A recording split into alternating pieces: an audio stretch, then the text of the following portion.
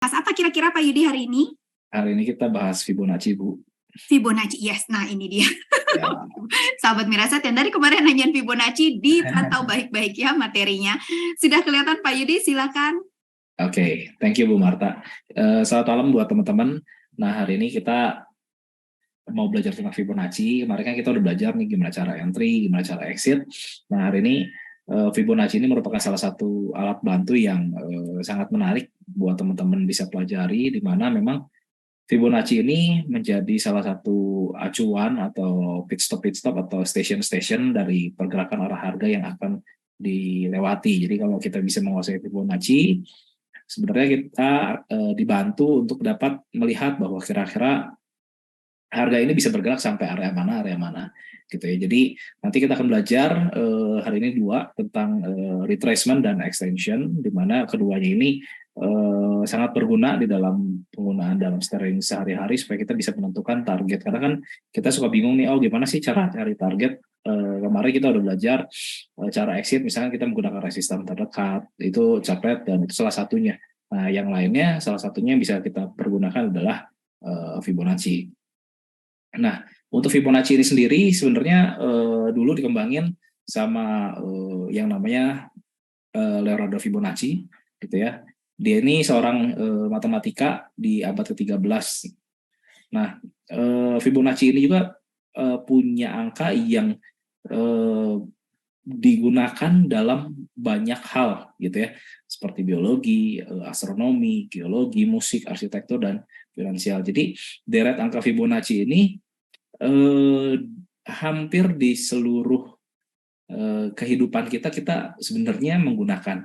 Cuman terkadang memang mungkin kita nggak menyadari, gitu ya. Nah, yang pertama misalkan contoh kita melihat di sini misalkan ada embrio, gitu ya.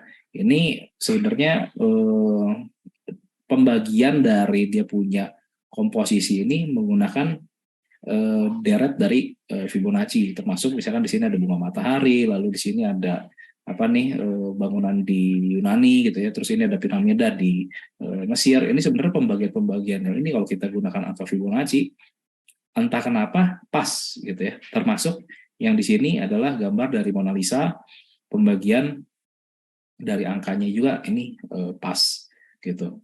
Nah, pertanyaannya adalah sebenarnya dari Fibonacci ini tadi ada retracement dan extension, gitu ya teman-teman ya. Keuntungannya apa kalau misalkan kita bisa menggunakan Fibonacci retracement atau extension? Nah, di Fibonacci retracement sebenarnya kalau misalkan kita bisa menguasai Fibonacci, kita bisa masuk di harga yang terbaik ketika harga ini sedang retrace atau lagi terkoreksi sementara, gitu ya. Jadi misalkan contoh di sini harga udah rally cukup lumayan, maka kalau yang biasanya udah rally lumayan, kita nggak bisa paksain kejar di paling atas, maka kita tunggu retrace. Nah, pertanyaannya adalah retrace-nya ini sampai mana? Entah sampai 382, sampai 50, sampai 618. Maka ini yang kita perhatiin adalah station-stationnya. Nah, ketika harga ini sudah mulai terkoreksi dan mulai pivoting, biasanya disitulah titik entry-nya kita. Kenapa? Karena berdasarkan market structure, kita tahu bahwa ketika harga ini bergerak di dalam fase rally atau bullish, gitu ya. Sebentar, ini kursornya mana ya. Nah, ketika ini rally, gitu ya. Ini adalah primary trend ya, dan ini adalah secondary, maka next-nya akan kembali naik. Nah, jadi momentum ketika dia koreksi di sini kita dapat gunakan untuk masuk di harga yang lebih murah, lebih low risk, gitu ya teman-teman ya. Tapi habis kita beli bisa langsung naik.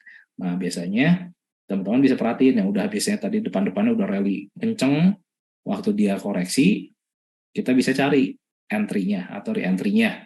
Kita kalau misalkan udah jual di atas ya kita cari re-entry balik, masuk untuk kita nikmatin tren selanjutnya. Nah, pertanyaannya gimana cara tarik untuk Fibonacci retracement? Maka kita harus menguasai swing high dan swing low-nya dulu dari pergerakan harga yang sudah terbentuk sampai pada saat ini, gitu ya. Misalkan contoh di sini kita lihat bahwa swing low-nya ini ada di area sini ya, gitu ya, dan ini swing high dalam pergerakan besarnya ada di sini. Maka dua titik ini adalah menjadi dua titik acuan untuk kita menarik Fibonacci secara besar gitu ya. Untuk ini karena trennya yang besar. Tapi kalau misalnya kecil ya kita tinggal adjust. Nah, contoh di sini maka kita bisa tarik di bawah sini adalah 100-nya, di sini atas ini adalah nolnya. Kenapa nolnya di atas atau nolnya di kanan? Karena kita akan mencari retracement-nya ini ke arah mana? Apakah ke 236, apakah ke 382, apakah dia ke 50%, apakah dia ke 618, atau bahkan dia ke 78,6. Nah, dengan kita bisa menarik Fibonacci retracement ini, kita udah kasih tahu nih station-station, misalkan dari mana ya, dari Jakarta gitu, dari Gambir kita udah kasih tahu nih, oh next station di mana, oh Lebak Bulus, terus Bekasi, terus Cikarang, kita udah kasih tahu nih. Tinggal kita perhatikan bagaimana price action ini bergerak. Ketika dia sudah mulai nggak turun, harganya udah pivoting, nah biasanya kita bisa masuk di station-station yang ada di angka-angka ini. Umumnya memang harga ini bergerak turun hingga 382 gitu ya. Jadi kalau ini turun ke 382 sampai 618 umumnya, tapi nggak selalu juga. Gitu. Jadi pada akhirnya Fibonacci ini sebagai alat bantu ukur yang tetap pada akhirnya kita harus melihat bagaimana price action ini bekerja di dalam pergerakan dalam Fibonacci retracement-nya. Nah, misalkan contoh di sini ini ada BBRI dari September 2015 ya. Kita tarik ceritanya sampai ke 2018 Januarian nih. Ketika dia di sini udah bikin pivoting, dia udah bikin chart pattern double top, maka kita ada tahu bahwa ini harga akan turun. Gitu ya. Harga ini akan turun. Cuman pertanyaannya harganya turun sampai mana? Nah, maka kita dapat menarik tadi Fibonacci retracement dari titik bawah sini ke titik di atas ini untuk kita mengukur ketika dia turun entah sampai sini di 236, entah di sini di 382, entah di sini 50%. Gitu. Nah, saya lagi umumnya memang dia akan bergerak atau terhenti di range yang ada di sini. Jadi entah di sini, entah di sini, entah di sini. Maka kita tinggal menunggu bagaimana price action ini bekerja. Ketika memang price action ini udah bekerja, turun di sana, di area supportnya dari Fibonacci, let's say di sini adalah support dari 50%-nya, maka kita bisa membeli. Gitu. Kenapa? Karena kita melihat, oh di sini ternyata dia mantul. Maka kita bisa entry di area sini dengan target balikan minimal biasanya dia balik lagi ke high dari high sebelumnya di sini. Gitu. Jadi kalau kita bisa entry di 50% di area sini 2.800, kita bisa pasang target balik ke atas kurang lebih 3.800 sekian, itu kurang lebih mungkin berapa persen tuh, 30% sekian ya. Jadi kita udah tahu nih, oh oke, kita beli, resikonya rendah, kalau turun lagi kita buang, kalau misalkan dia naik mantul kita bisa hold sampai ke arah atas. Bahkan kalau misalkan ternyata tembus seperti ini, dia akan melanjutkan fase rally-nya. Nanti kita bisa ukur dengan extension gitu ya. Nah, selanjutnya misalkan contoh di sini juga sama, ini ada BBCA dari tahun 2015-an bulan September Oktober lah ya ini, sampai ke di sini kita cari dulu pertama pivotnya. Gitu. Jadi ini ceritanya yang dari sini ke sini kita ceritanya belum ada gitu ya. Di sini dia udah mulai kelihatan ada bikin sekali lagi sama double top gitu ya. Ketika dia break di sini kita tahu bahwa kemarin kita udah belajar tentang cycle market gitu ya, bahwa market kalau dia udah naik ke atas gini ketemu distribusi dia pasti turun. Nah pertanyaannya turunnya kan ditanya sampai mana. Nah maka sekali lagi kita bisa menggunakan Fibonacci retracement untuk kita mencari kurang lebih areanya sampai mana. Nah untuk si BCA ini waktu dia turun gitu ya dari range harga kurang lebih di sini, waktu itu belum stock split mungkin di sekitar 15 ribuan, kita bisa lihat bahwa dia turun ini kurang lebih sampai area 14 ribuan. Gitu. Jadi kita bisa kalau yang trading buang dulu di atas, kita re-entry balik di bawah. Jadi kita bisa istilahnya short cover gitu ya. Jadi kita bisa jual dulu di atas, beli lagi di bawah dengan jumlah lot yang lebih banyak. Kenapa? Karena harganya lebih murah dibandingkan kita nggak lepas sama sekali di atas gitu. Tapi memang ada kelebihan dan keuntungannya masing-masing juga. Kalau misalkan ternyata dia habis break sini false break dan ternyata dia rally lagi ke atas, ya kita ada kemungkinan akan kehilangan barang. Mau nggak mau kita beli nanti pas breakout gitu. Jadi memang Fibonacci retracement ini sekali lagi merupakan alat bantu ya teman-teman ya. Apakah bahwa ini pasti nyampe sini, pasti nyampe sana, belum tentu. Maka sekali lagi kita harus melihat bagaimana sekali lagi price action ini bekerja dan Fibonacci ini sebagai area-area di mana kurang lebih harga-harga ini akan terhenti. Gitu ya. Nah, selanjutnya contoh di sini ada Tekim. Ini dia peak waktu itu di harga 4.000 gitu ya.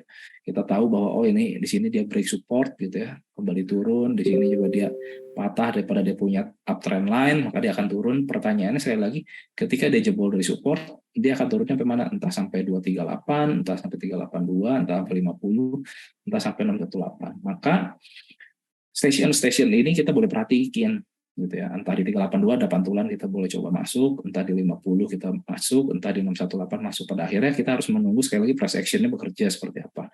Kalau misalkan ini pasti sampai sini gitu, nggak bisa juga, maka kita harus menunggu bagaimana sekali lagi price action ini bekerja, dan kita mengikuti bagaimana price action ini bekerja, karena kita bukan yang bisa menggambar marketnya gitu ya, tapi kita cuman follow, duduk bagaimana market ini bergerak gitu. Jadi mau nggak mau kita menggunakan Fibonacci ini sebagai alat bantu untuk kita mencari posisi yang baik ketika dia retrace.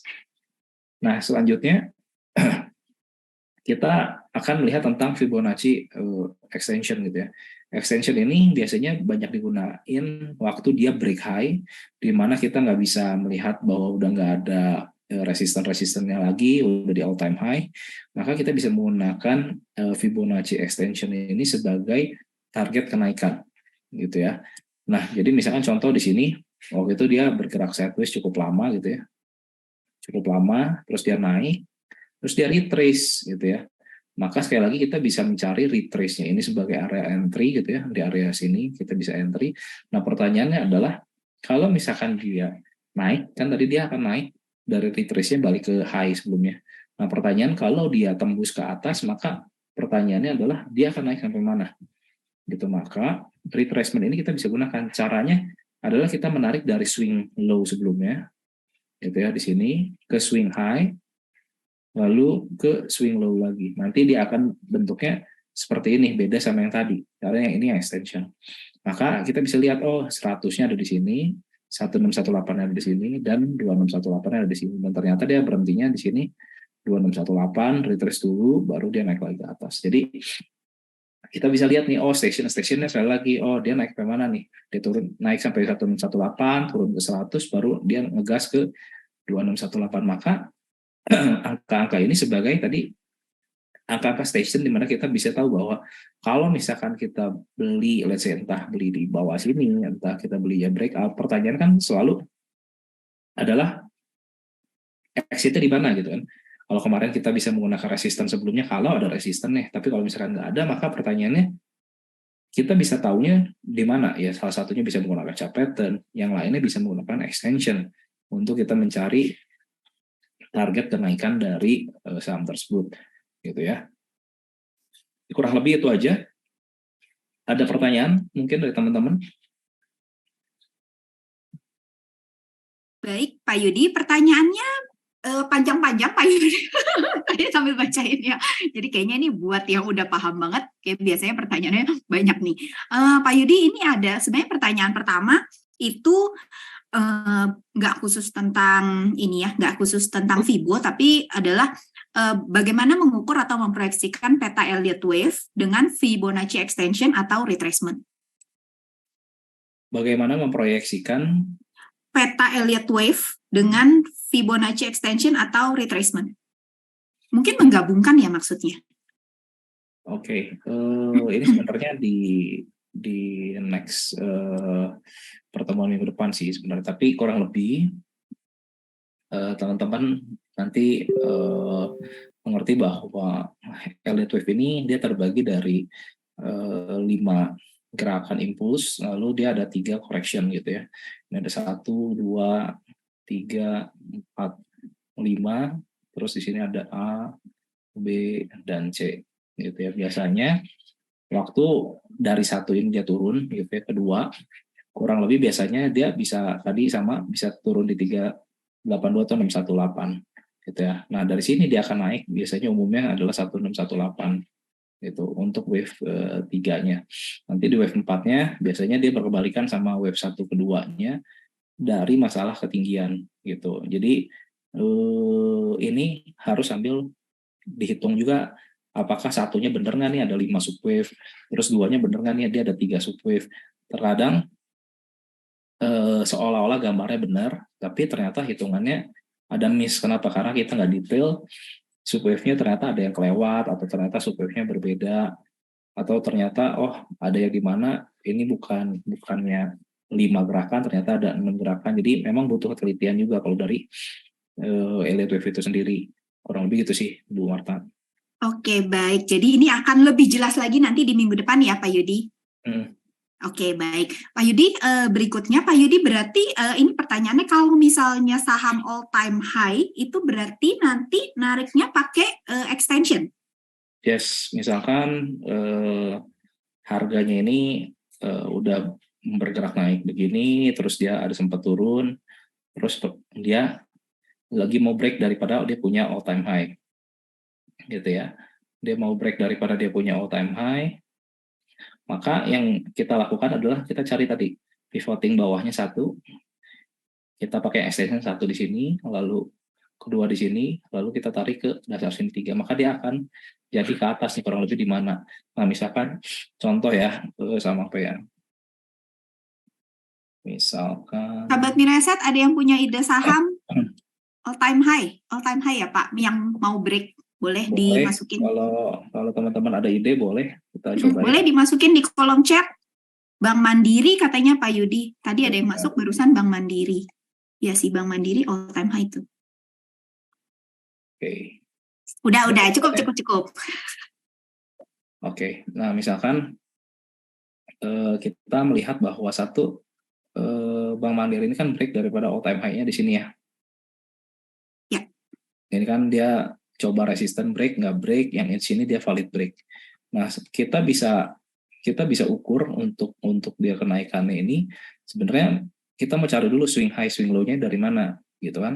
Nah, maka kita bisa menggunakan let's say misalkan ini ceritanya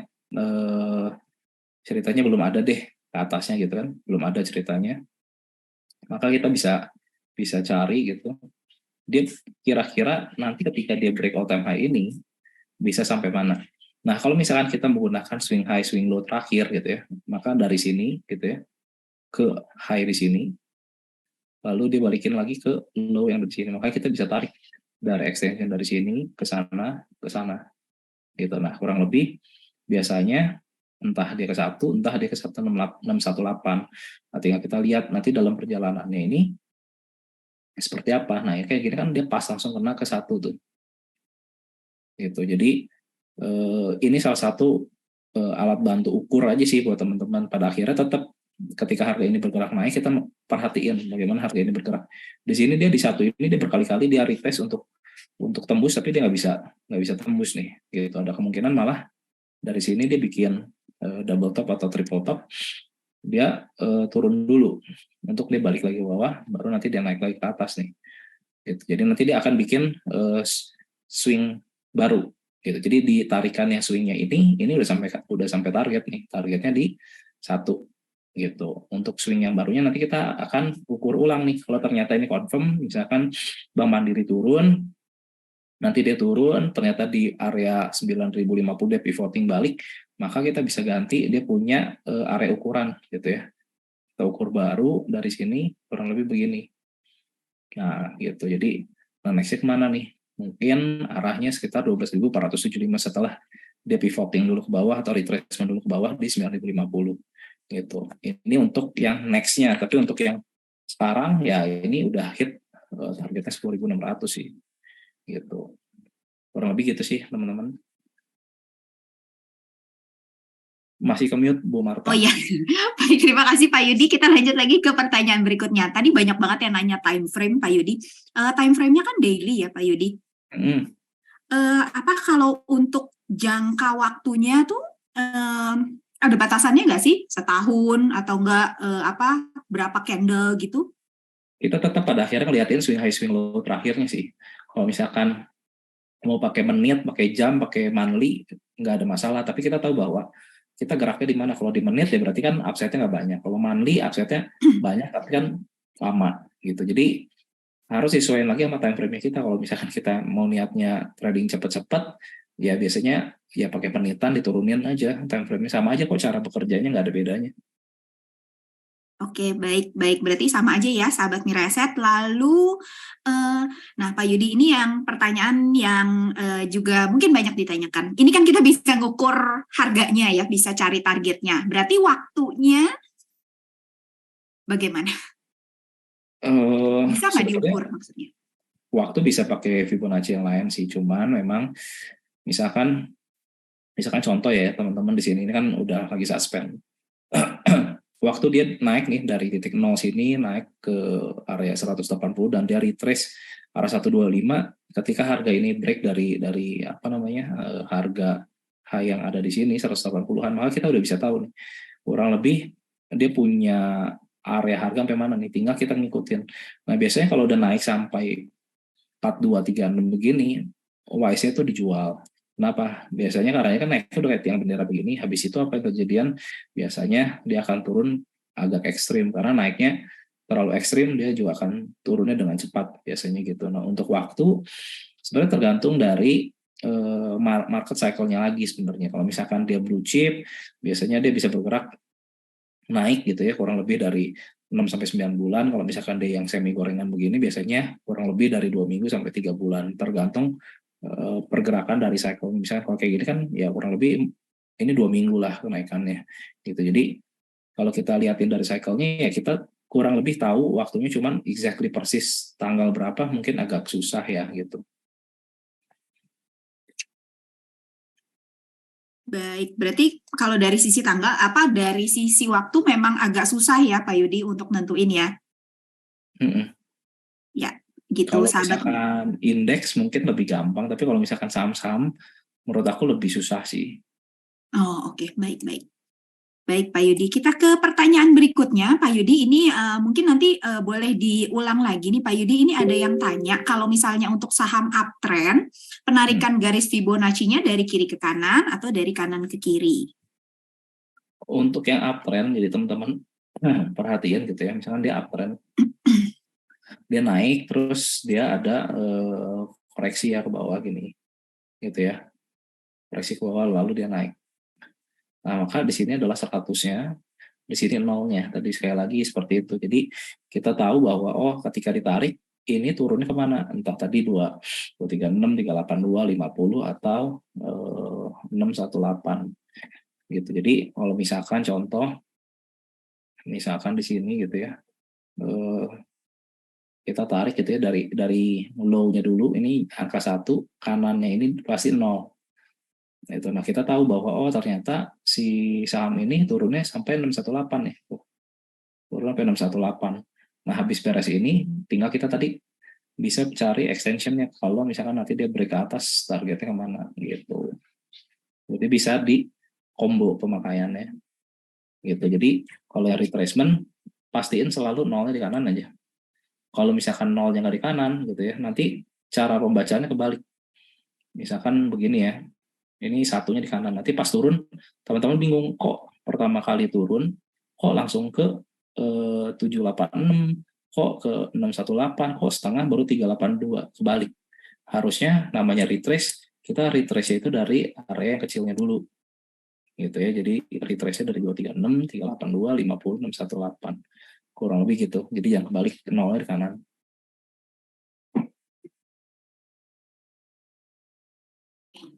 Baik, Pak Yudi. Nah, Pak Yudi, ini mungkin ada beberapa pertanyaan yang sifatnya agak dasar ya, Pak Yudi, tapi mungkin ada beberapa yang mungkin baru sekali atau 2 kali ikut kelas Fibonacci, jadi biasanya mungkin masih agak ngawang-ngawang gitu ya. Sama kadang saya juga. Nah, kalau retracement itu tujuannya adalah untuk mencari koreksi-koreksinya ke harga berapa gitu ya, Pak Yudi? Betul. Jadi kita cari, ini kan dia udah memulai uptrendnya nih, pertanyaannya kalau misalkan kita kan nggak mungkin masuk lagi di pucuk-pucuknya, maka biasanya kita cari retrace-nya, karena semua pergerakan pasti nggak mungkin naik terus ke atas, pasti ada retrace terus naik lagi begitu.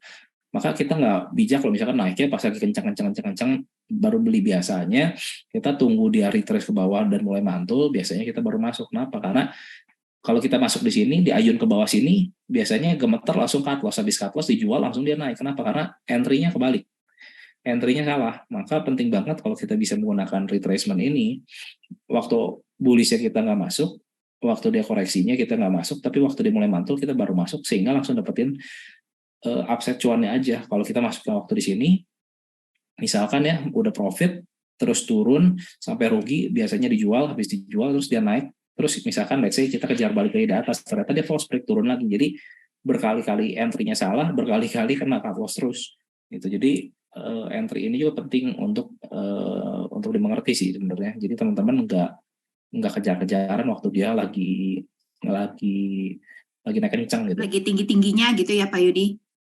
Karena itu kan beresiko banget. Nah, berarti kalau untuk yang extension sendiri itu berarti untuk mencari target harga. Target harga kenaikan dia udah break dari resisten sebelumnya di sini nih. Kan pertama kalau kita pakai retrace, ya targetnya ya baliklah ke resisten sebelumnya di sini kurang lebih. Tapi pertanyaannya kalau dia udah break dari sini, pertanyaannya dia akan naik sampai mana nih?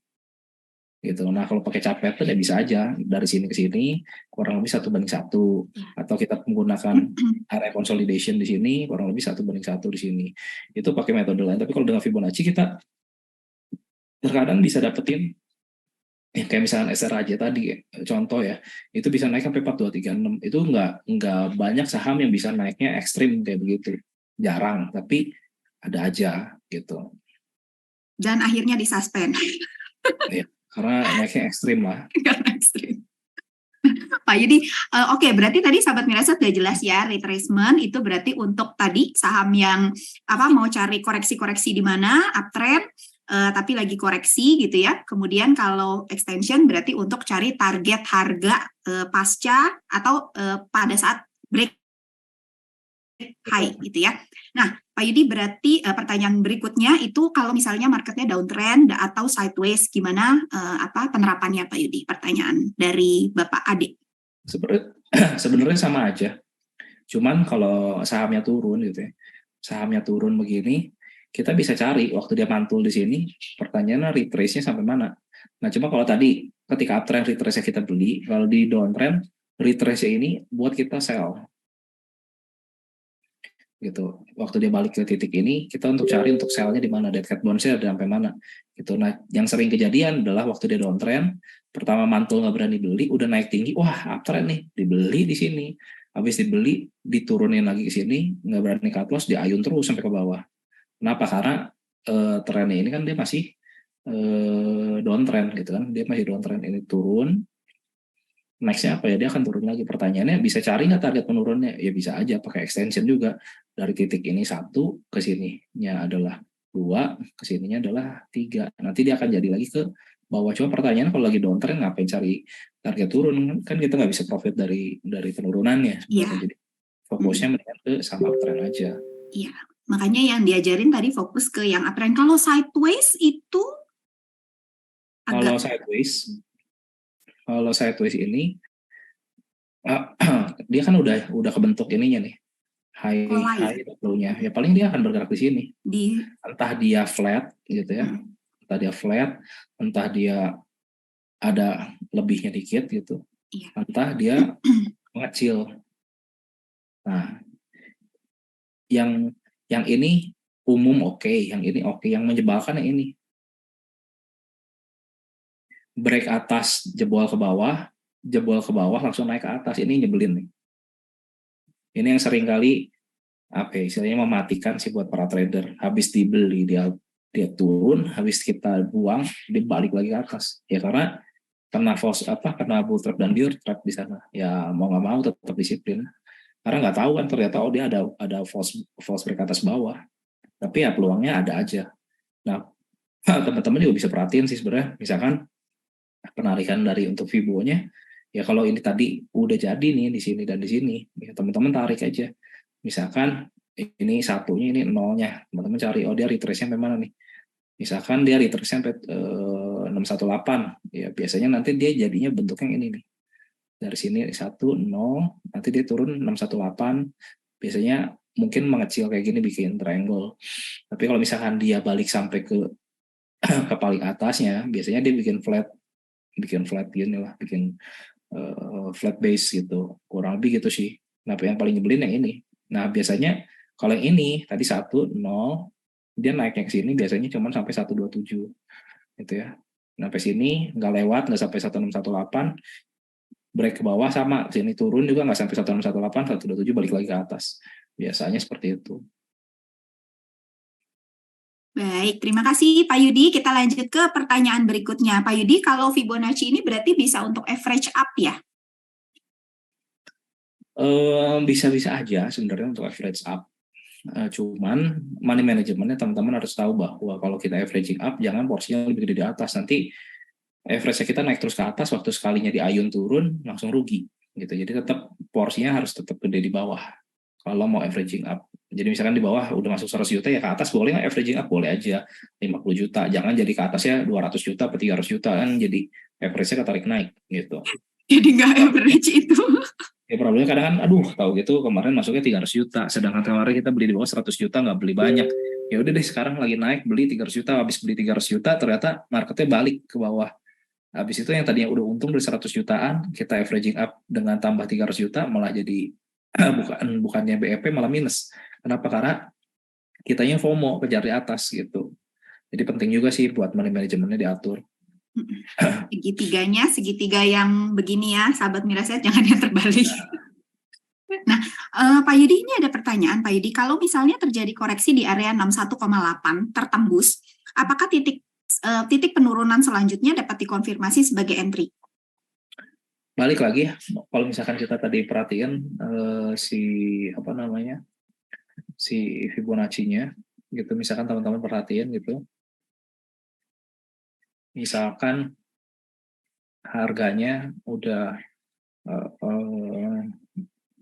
bergerak naik gitu ya, terus dia turun. Kalau misalkan dia tembus 618, pertanyaannya apakah di 786 ini pasti mantul? Ya nggak tahu juga. Karena sekali lagi Fibonacci ini dia berfungsi sebagai apa ya, istilahnya garis ukurannya aja. Masalah dia berarti di mana, kita tetap harus balik price actionnya. Kalau dia mantul ya kita boleh ikut. Tapi kalau misalkan ternyata dia nggak mantul dan ternyata dia malah tembus ke bawah, ini bisa-bisa aja. Yang kayak tadi saya bilang bahwa satunya ditembus turun sampai 127, habis ini bisa aja dia ternyata naik gitu ya, naik di atas ini breakout gitu ya. Ini aku kasih reverse dulu bentar. Nah, misalkan sampai sini, habis itu ternyata dia turun lagi, ya itu bisa-bisa aja. Nah ini pola yang paling nyebelin. Kenapa? Karena ya dia udah break dari resisten, di sini kita entry, ternyata diguyur lagi ke bawah. Di sini sama, habis kita cut loss, naik lagi ke atas. Jadi memang polanya nyebelin kalau misalkan dia udah bikin pola-pola weights kayak gini nih, pola yang cukup menyebalkan jadinya. Kurang lebih gitu sih. Dan cukup banyak Pak Yudi untuk saham yang dengan pola-pola seperti ini. Ada aja pola-pola yang menyebalkan. Nah, teman-teman taunya gimana? Teman-teman bisa lihat historical data sih biasanya. Di saham-saham tertentu biasa ada aja yang pola pergerakannya senangnya begini nih. Gitu. Jadi kalau misalkan teman-teman analisa yang sekarang, teman-teman lihat historical data sebelumnya, ada nggak pola-pola gini? Biasanya pola itu berulang. Di saham tertentu polanya berulang. Kalau misalkan dia polanya suka begini, ya nanti lewat sekian waktu biasanya polanya terulang lagi begini lagi. Oke, baik. Baik, terima kasih Pak Yudi. Nah, ini nyambung ke pertanyaan berikutnya nih Pak Yudi. Berarti kan tadi untuk Fibonacci itu berfungsi tadi untuk sahabat Mira Asset, teman-teman tahu kalau misalnya koreksinya di mana. Tapi untuk entry-nya, balik lagi kan harus tunggu konfirmasi rebound gitu ya, candle yang positif gitu. Nah, kalau validnya, kalau dari pengalaman Pak Yudi, kira-kira nunggu berapa candle baru bisa entry nih Pak Yudi? Sebenarnya lewat dari satu candle nggak apa-apa ya. Misalkan contoh, misalkan dia di sini ada hammer misalkan dia ada hammer di sini gitu ya. Ya kita akan entry ketika dia udah break dari high yang ada di sini aja. Ketika dia udah break high di sini ya kita entry. Karena dia ada rejection untuk dia kembali naik gitu. Kurang lebih seperti itu sih. Oke, Satu berarti candle cukup sih. satu candle closing gitu ya, tutup itu cukup ya Pak Yudi? Iya, tunggu besoknya konfirmasi dia break high, boleh ikut biasanya. Oke, baik, baik Pak Yudi. Pak Yudi, kalau misalnya yang disebut dengan angka golden ratio itu sebenarnya di Fibonacci itu yang mana semuanya? Biasanya yang ini nih, yang tadi aku bilang 382 sampai 0618. Jadi kebanyakan pergerakan memang dia koreksinya entah di 382, entah di 50, entah di 618. Banyaknya seperti itu. Jadi daerah sini ya daerah yang krusial untuk diperhatiin gitu. Oke, baik. Terima kasih Pak Yudi. Pak Yudi, kita ke pertanyaan berikutnya. Ini kalau sudah... ini mungkin pertanyaannya hampir sama seperti yang tadi ya. Kalau udah retrace, masuknya berarti perlu konfirmasi sideways atau flat, atau lihat broker dulu, atau langsung HK. Berarti tadi bisa nunggu satu candle closing gitu ya Pak Yudi?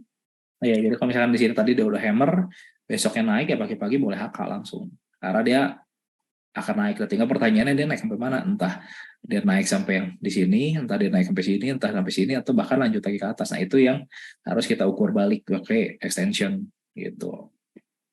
Oke, baik. Baik Pak Yudi, kalau saya lihat-lihat sebentar, oke, ini mungkin pertanyaan terakhir, sahabat Mireset, karena ternyata sudah selesai pertanyaannya. Di sini kita langsung praktek di saham ya, beberapa mungkin agak banyak nih. Pak Yudi, ini pertanyaannya agak panjang.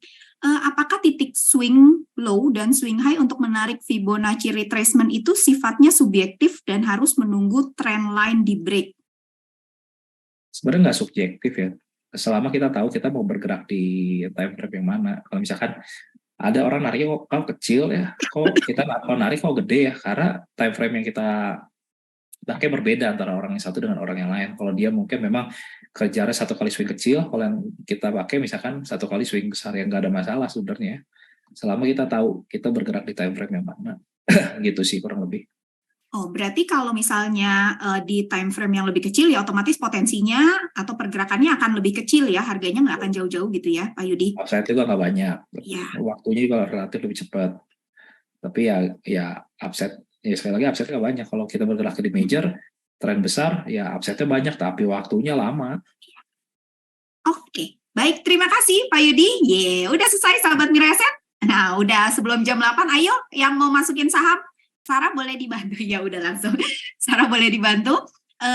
Mungkin kita ambil beberapa nih sahabat Mireset, nanti boleh dipraktekin, boleh saham apa aja tapi pakai Fibonacci nanti ya, karena materinya Fibonacci. Di kolom chat ya sahabat Mireset. Saya ambil yang paling atas dulu sebentar, nanti baru di pergantian menit ya. Ya, oh ya, yang uptrend sahabat Miraset, benar yang uptrend ya.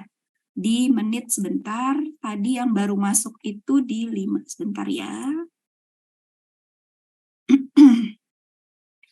Di sebentar. Maaf ya, kita cari dulu. 5, 2. Ramai banget nih. Ramai banget sebentar ya. Kayak running thread. Yang uptrend ya sahabat Miraset.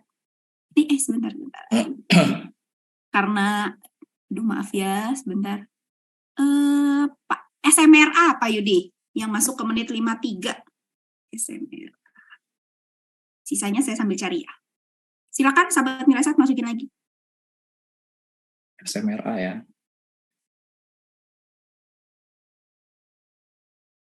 Nah, untuk SMRA sendiri kan kalau misalkan kita lihat dari pergerakan gedenya kan ini memang udah turun terus lagi bergerak sideways ya. Dari swing terakhir kita boleh lihat ini kurang lebih dia udah sampai target penurunannya nih di area 618 gitu. Nah, sekarang dia udah nggak mau turun nih dari support yang di sini. Nah, kalau kita berbicara tentang range target yang gede, maka kita bisa bikin seperti ini. Gitu ya. Jadi kita pakai yang gedenya nih. Mungkin kalau yang gede kita berbicara ini bisa sampai ke area sini gitu ya. Ini yang gedenya nih. Nah, tapi kalau misalkan kita berbicara yang kecilnya gitu ya, yang kecilnya, maka kita bisa menggunakan yang swing dari sini ke sini gitu ya, ke sini. Nah, ini yang kecilnya nih. Teman-teman bisa pakai kurang lebih mungkin ke area sini gitu. Jadi tergantung teman-teman mau pakai apa namanya, time frame segede mana. Kalau yang gede pakai yang hitam tuh, yang ini aku hapus dulu deh biar nggak bingung. Nah, yang ini yang gede warna biru dah. Nah, kalau yang kecil teman-teman bisa pakai yang warna orange, atau misalkan mau pakainya yang lebih kecil lagi bisa nggak? Ya, ya bisa-bisa aja, bisa-bisa aja. Misalkan kita rubah candle-nya misalkan ke 5 menit misalkan, boleh nggak? Ya boleh-boleh aja, nggak ada masalah. Tinggal kita pakai dari sini ke sana gitu. Warna kita ganti ke hitam. Nah, targetnya sampai mana? Ya anggaplah sampai ke sini, 615 gitu. Jadi sekali lagi bergeraknya time frame mana nih? Di time frame yang paling kecil beli 550 target 615, atau yang medium gitu ya. Kita bisa sampai berapa nih? 865, atau ternyata di major sampai 1200. Maka apakah semuanya subjektif? Sebenarnya enggak. Tergantung time frame-nya. Teman-teman geraknya di time frame mana? Entah yang kecil, entah yang sedang, entah yang gede. Apakah semuanya benar? Ya semuanya benar-benar aja. Tergantung tadi penggunaan time frame-nya teman-teman seperti apa gitu. Kebayang nggak ya? Ya, Bingung. kebayang Pak Yudi. Saya sambil sibuk nyari sahamnya. Oke, nah ini kebetulan sahamnya yang lumayan di-cap nih Pak Yudi. Jadi tadi menit 53 SMRA, menit 52 saham Goto, Pak Yudi. Goto ya. Nah, misalkan Goto, ya udah kita misalkan apa nggak bergerak di time frame gede, misalkan kita berbicara time frame kecil. Swing low-nya ada di sini gitu ya, teman-teman. Swing low-nya di sini, swing high-nya di sini, swing low-nya lagi di sini. Nah, ini kita bisa langsung pakai extension nih. Nah, targetnya sampai mana? Ya kalau pakai sekecil ini ya targetnya sampai area 228. Kenapa ya? Anggaplah dia break resistennya berapa, 208 sini kan. Ini ya mungkin kurang lebih satu kali dari ini ya. Tuh, kurang lebih lah. Mau satu kali dari pergerakan sini, atau kita misalkan pakai teknik lain, misalkan kita pakai misalkan ini di sini ada triple bottom misalkan, jadi boleh-boleh aja naik ke sini kurang lebih balik lagi ke sini. Jadi entah either kita misalkan mau pakai extension gitu ya, kayak extension 1618 di sini, entah kita mau pakai apa chart pattern, ya nggak ada masalah sih sebenarnya. Biasanya agak mirip ini kalau kita pakai extension. Nah, pertanyaannya kalau misalkan kita mau pakai retracement boleh nggak? Misalkan mau pakai retracement balik dari swingnya dia yang terakhir, misalkan dari sini ke sini misalkan, ya boleh-boleh aja. Jadi kita pakai swing yang ada di sini gitu ya untuk jadi acuan di sini dan di sini. Pertanyaannya sekarang dia akan retrace-nya ke mana nih? Entah ke sini, entah ke sini, entah ke sini. Nah, kalau kita gabungkan nanti sebenarnya jadi cluster Fibonacci. Entah yang beririsannya entah di sini di 230 gitu ya. Entah nanti dia naik lagi sampai ke sini. Fibo berapa, 618 dari retracement ini kurang lebih di 361,8 di extension. Bisa nggak sampai sana? Ya bisa-bisa aja, bukan berarti nggak bisa, tapi apakah langsung sampai sana? Ya belum tentu. Biasanya kalau targetnya makin jauh, biasanya pasti ada swing high swing low dulu gitu. Jadi nggak langsung sampai ke sana. Nah, selama dia masih bisa bertahan ya di atas dia punya resist sebelumnya nih di atas 208, ya targetnya sih terbuka ya buat ke 226. Kalau misalkan masih ditembus ya membuka target lagi selanjutnya 236. Kalau tembus lagi langsung ke 252. Kalau masih tembus ya 278. Nah, maka penting untuk merhatiin price actionnya nanti bergeraknya seperti apa. Itu sih. Baik, Pak Yudi. Terima kasih, Pak Yudi. Saham berikutnya, Pak Yudi, di menit 54 nih, sahabat Mirasat, saham AGII. Wah, udah lama.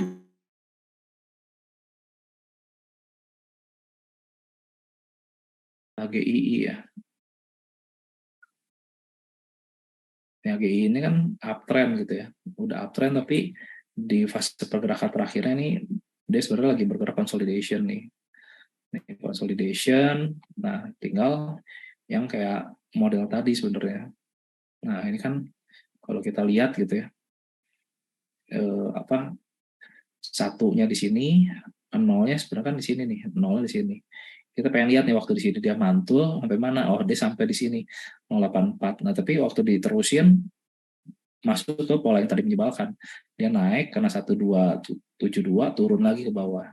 Jadi momen-momen apa ketika dia breakout di sini nih, ini false break gitu, atau yang kita sebut sebagai bull trap, beli waktu dia naik all time high, turun lagi, beli lagi di sini all time high, turun lagi. Nah untuk sekarang ya memang pergerakannya masih sideways. Nah untuk pergerakan range terakhir kita ukur lagi di sini gitu ya, kita ukur di yang terakhirnya. Sekarang dia udah sampai kena 0,5 gitu. Kalau misalkan kita baru mau masuk, ya sebenarnya nggak terlalu wise gitu. Ada baiknya ya tunggu di daerah 2020-an, targetnya ya bisa mungkin sampai 2310 gitu kan. Kurang lebih di sini gua ada area resisten nih teman-teman gitu. Jadi kalau buat sekarang baru mau masuk, ya ada baiknya tunggu turun dulu sih gitu.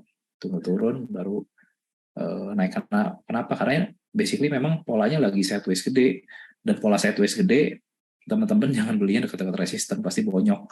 Belinya dekat-dekat support supaya lebih aman. Kurang lebih gitu sih. Baik, wah pas nih ada contohnya ya. Kalau tadi kan baru gambar-gambarnya doang, ini pas ada contohnya. Nah, Pak Yudi, selanjutnya saham BCA, Pak Yudi. BCA ya. Nah BCA ini kalau misalkan teman-teman lihat kan, ini kan uptrend lumayan panjang ya, uptrend terus gitu. Kemarin-kemarin dia udah coba break all time high di sini gitu ya, udah break all time high. Terus dia bikin kemarin coba break all time high lagi itu. Cuma di sini dia nggak kuat nih. Nah, tinggal diperhatiin di tren yang lebih kecil gitu ya. Ini udah mepet, dia punya trend line nih. Kalau misalkan tembus gitu ya, ada indikasi ya dia akan turun. Dia akan turun ke mana? Nah, tinggal kita ukur gitu. Kita ukur pakai retracement dari bawah sini gitu ya sampai ke sini. Nah, kalau kita turun sampai 382 ya kurang lebih support sebelumnya di sini ya. Tapi kalau misalkan dia tembus area support sini ya membuka ke 50 bahkan ke 618 ya teman-teman. Jadi ya diperhatiin aja nih. Kalau sekarang ya kurang lebih kan support 236 nih belum tembus. Tapi kalau besok-besok tembus ya dia akan turun dulu entah ke 382, entah ke 5, entah ke 618 lah. Tapi kalau misalkan kita liatin gitu ya, area sini sebenarnya area yang cukup kuat gitu ya. Jadi kalau untuk sementara kita boleh perhatiin area support sini dulu. Kenapa? Karena area sini udah di retest kurang lebih mungkin 1, 2, 3, 4, 5, 6 kali, 6 kali 7 kali ya. Jadi area di sini bisa menjadi support kuat untuk dia kembali naik lagi ke atas gitu. Jadi kalau berharap BBCA untuk turun sampai 7750 dengan posisi sekarang sebenarnya agak berat. Paling yang realistis ya paling 8225, berapa persen tuh kurang lebih dari harga sekarang ke bawah ya nggak terlalu banyak ya, paling 4%-an koreksinya. Gitu. Jadi kalau yang senang BBCA ya tunggu koreksinya aja, tanggung sekalian 4% ya lumayan lah untuk setahun, lebih gede daripada deposito yang penting. Lebih gede dari depositonya BCA, Pak Yudi. Iya, 2,5%, nggak tahu sekarang berapa dah. Pasti lebih gede dari depositonya di banknya. Nah, Pak Yudi, ini dua terakhir ya Pak Yudi, sahabat merah saya dibonusin dua nih. Yang pertama saham kios, Pak Yudi. Yang kedua saham CEM, ini banyak yang minta CEM, yes. Yang kedua CEM, CHEM. Yang pertama kios dulu ya. Kios ini pergerakannya cukup liar ya teman-teman. Kalau misalnya teman-teman perhatiin dia sekali naik turunnya agak lumayan. Nah di pergerakan range terakhir kan sebenarnya dia lagi bergerak sideways di sini nih. Yang kemarin dia breakout, kelihatannya ini cuma kenanya 127 lah gitu. Kenanya 127. Jadi ya ini momen-momen yang nyebelin gitu. Nah kalau misalkan mau beli untuk CEM sendiri ya tunggulah daerah-daerah 420 or below sampai 406. Targetnya ya balik ke sini dulu lah 500 gitu. Jadi kalau mau beli ya basically tunggulah dekat-dekat support. Kenapa? Karena ini lagi bergerak dalam consolidation ya teman-teman, atau sideways gitu. Jadi kalau kalau mau beli ya baiknya dekat support, jangan waktu dia breakout. Takutnya bull trap-nya terulang lagi nih. Nanti kerjain lagi kayak tadi sama apa ya? Itu kena lagi tuh waktu dia dia break di atas, kena lagi tuh. Jadi bagusnya sih dekat-dekat support sini 420, 410 itu low risk lah. Cut loss-nya, batas cut loss-nya di 406 ke bawah itu rendah resiko. Untuk target baliknya tadi ya kalau kita pakai resisten sebelumnya ya kita bisa pakai apa namanya targetnya 50% nih gitu, atau bahkan bisa balik ke resisten sini nih. Nah, ke 522, tapi jangan berharap langsung naik ke sini. Biasanya cara dia sideways dia akan begini polanya gitu. Biasanya seperti ini, sama kayak di sini nih teman-teman, kalau misalnya teman-teman perhatiin kan polanya gitu tuh. Nah gitu, kalau teman-teman bisa liatin pergerakannya sama sebelumnya kayak gitu kan, ini begini kurang lebih ya. Ini memang kalau fase sideways begini sih dia bikin 3 gerakan biasanya kurang lebih gini ya gitu. Jadi kalau misalkan dari kita beli tadi 420 gitu ya, 420 ke bawah ya maksimal biasanya sampai ke sini 522, udah gitu udah turun 520 lah, nggak ada 522, turun baru dia naik lagi. Kurang lebih gitu sih untuk Kios. kios. Ya. Selanjutnya Satu tadi apa ya? saham terakhir CHEM, Pak CHEM, Pak Yudi. Udah ya sahabat Miraset, mohon maaf ya yang lain nanti minggu depan. Nah, kalau buat CEM ini kan dia kan kemarin udah naik lumayan nih di tanggal berapa nih? 18 Oktober sampai 28 Oktober. Kita lihat sekarang kan ini kan dia lagi retrace.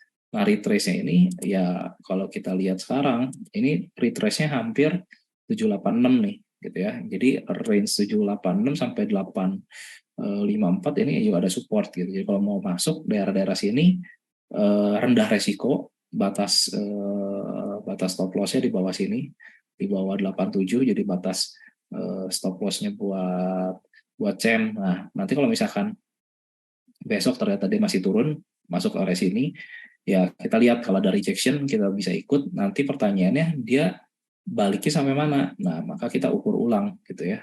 Kita ukur ulang misalkan let's say di bawah sini gitu ya. Kita ukur ulang ya minimal ya let's say sampai ke sinilah 382, area 104. Kebenaran daerah sini ada resisten nih dari yang sebelumnya. Dari resisten ada di sini nih teman-teman. Jadi kalau misalkan di sini ada resisten yang dibentuk dari support sebelumnya, kalau tembus ya maksimum sementara sampai mana? Sampai sini 618 lagi. Di sini juga ada resisten dari yang sebelumnya di sini nih. Jadi nggak bisa ngarepin langsung balik ke atas ini. Biasanya ya let's say anggaplah kalau misalkan dia ternyata begini, biasanya dia ada koreksi dulu sini, baru kemudian naik lagi nanti ke atas gitu. Tapi so far ya di harga segini ya low risk. Kalau misalkan teman-teman mau coba gitu ya, yang penting kita mengerti bahwa trading di saham ini low risk. Untuk pola dia belum uptrend di besar ya, di pola yang lebih besar belum. Kalau misalkan dia mau polanya uptrend, dia harus break dari high yang ada di sini nih. Jadi dia udah bikin di sini adalah low gitu ya, low-nya di sini dia adalah high-nya gitu ya. Tinggal pertanyaan sekarang dia lagi mencari higher low-nya nih. Dia lagi mencari higher low. Nah ini belum confirm karena dia belum pivoting balik. Anggaplah kalau misalkan dia udah pivoting balik di sini, makanya tadi targetnya kalau dia bisa break high sini ya dia akan bikin higher high baru nih. Higher high baru. Nah tinggal kita ukur misalkan mau pakai tadi extension dari sini gitu ya, kita turun terus kita balikin ke sini misalkan gitu ya. Nah ini buat targetnya entah sampai sini, sampai berapa nih, 138, entah 170. Nanti kita lihat bagaimana harga jamnya bergerak gitu. Tapi So far kalau pakai Fibo-nya ya beli di area sini ya low risk lah. Nah, Kurang lebih gitu sih, Bu Marta. kalau seperti ini, Pak Yudi perlu tunggu tadi satu candle hijau dulu atau Biasanya misalkan contoh kayak gini ya, teman-teman, misalkan dia udah apa namanya bikin, anggaplah kayak ini apa namanya inverted hammer lah ya. Inverted hammer ya kita butuh dia confirm dia break. Jadi kita belinya waktu dia balik di sini nih. Waktu dia balik sini baru kita beli. Kalau kita belinya pas di sini, meskipun ada rejection gitu, biasanya belum tentu bertahan, bisa aja turun lagi sama kayak yang di sini nih. Dia bikin inverted hammer, besoknya masih turun lagi. Kalau mau confirm biasanya kita tunggu satu candle reversal biasanya gitu. baik? Baik, terima kasih Pak Yudi. Sudah ya sahabat Mineset, udah dibonusin 1 tadi. Jadi terima kasih banyak untuk Pak Yudi. Ingat bahwa semua rekomendasinya tadi sifatnya adalah disclaimer.